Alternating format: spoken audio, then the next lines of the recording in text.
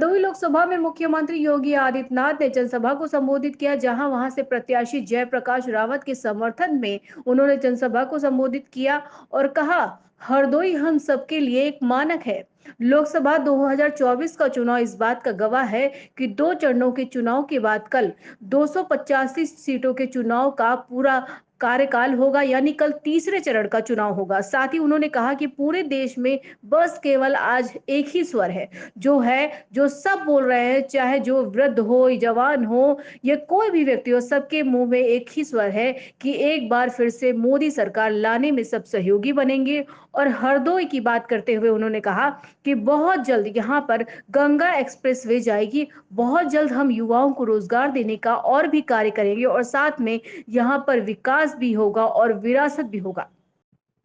राष्ट्र प्रस्तावना के लिए शाहाबाद हरदोई से ललित पांडे के साथ उमर खां की रिपोर्ट। वंदे मंच पर उपस्थित प्रदेश सरकार में मंत्रिमंडल के मेरे वरिष्ठ सहयोगीगण श्री नितिन अग्रवाल जी, इस क्षेत्र की लोकप्रिय विधायक और प्रदेश सरकार में मंत्री श्रीमती रजनी तिवारी जी, माननीय सांसद और भारतीय जनता पार्टी के लोकप्रिय प्रत्याशी श्री जयप्रकाश रावत जी, भारतीय जनता पार्टी के जिला के अध्यक्ष श्री अजीत सिंह जी, भारतीय जनता पार्टी के वरिष्ठ नेता पूर्व सांसद श्री नरेश अग्रवाल जी, राज्यसभा के हमारे माननीय सांसद श्री अशोक वाजपेयी जी, हमारे सभी माननीय विधायकगण श्री माधवेंद्र प्रताप सिंह राणो जी, प्रभास कुमार जी, श्याम प्रकाश जी, पूर्व जिलाध्यक्ष राम बहादुर सिंह जी, एमएलसी से अशोक अग्रवाल जी और भारतीय जनता पार्टी के हमारे सभी पदाधिकारी उपस्थित बहनों और भाइयों, मैं सबसे पहले श्री हरि भगवान श्री विष्णु के दो महत्वपूर्ण अवतारों श्री नरसिंह अवतार और बराह अवतार की इस पावन धरा को कोटि कोटि नमन करता हूं। आप सभी का मैं हृदय से अभिनंदन करता हूं कि इतनी भीषण धूप में इतनी भारी संख्या में गर्मी और लू की परवाह के बगैर आप जिस मजबूती के साथ, जिस उत्साह के साथ अपना आशीर्वाद देने के लिए भारतीय जनता पार्टी के प्रत्याशी को देने के लिए आए हैं, वह अंतःकरण से विभूत करने वाला है। मैं आपका हृदय से अभिनंदन करता हूं, स्वागत करता हूं। बहनों और भाइयों, हरदोई हम सब के लिए एक मानक है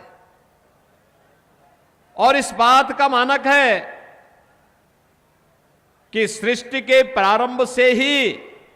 इस सृष्टि में दो प्रकार के मानव रहते आए हैं। एक वे जीव हैं जो श्री हरि विष्णु के विरोधी हैं, ईश्वरीय सत्ता का विरोध करते हैं, और दूसरा वे मानव हैं जो श्री हरि ईश्वरीय सत्ता के स्नेही हैं। और हरदोई वासी तो ये साक्षात भगवान विष्णु के स्नेही माने जाते हैं, श्री हरि के स्नेही माने जाते हैं, इसलिए हरदोई कहलाए। और बहनों और भाइयों, जो कार्य सृष्टि के प्रारंभ में से चला रहा है वही तो आज भी हो रहा है। देश के अंदर एक तरफ भगवान श्री विष्णु के ही अवतार मर्यादा पुरुषोत्तम भगवान श्री राम के भक्त हैं और दूसरी तरफ रामद्रोही हैं। आज आपने देखा होगा कांग्रेस ने अपने एक प्रवक्ता के खिलाफ इसलिए कार्रवाई कर दी क्योंकि उनकी प्रवक्ता अयोध्या में रामलला का दर्शन करने के लिए गई थी। अब आप सोचो, इन कांग्रेसियों की मति मारी गई है, भगवान का विरोध कर रहे हैं, भगवान का विरोध कर रहे हैं और यही तो मैं कहने के लिए आया हूं, एक तरफ राम की सत्ता पर, ईश्वरीय सत्ता पर विश्वास करने वाली भारतीय जनता पार्टी और सहयोगी दल है, और दूसरी तरफ राम का द्रोह करने वाले, राम के द्रोह करने वाले की दुर्गति हमेशा तय है। और बहनों और भाइयों, लोकसभा का चुनाव 2024 इस बात का साक्षी एक बार फिर से बनने जा रहा है।